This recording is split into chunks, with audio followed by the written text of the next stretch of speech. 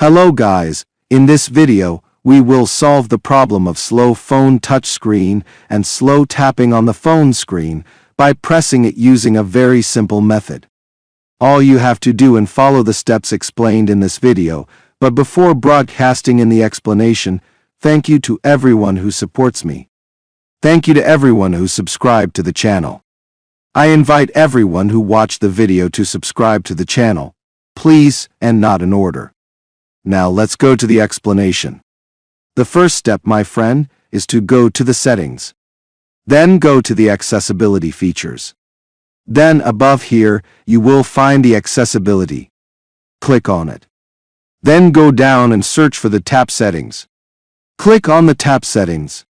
Here at the bottom, if this option is activated, which is to ignore repeated tapping, there will be a slowness in the phone's touch screen. That means when you do repeated taps and clicks on your phone quickly, the phone struggles with the touch wire and that repetition, and thus causes slowness in the phone, so I deactivate this feature. This was the topic of today's video. I hope you liked it and benefited. For any problems or suggestions, write them in the comments. We will meet in the next video, God willing.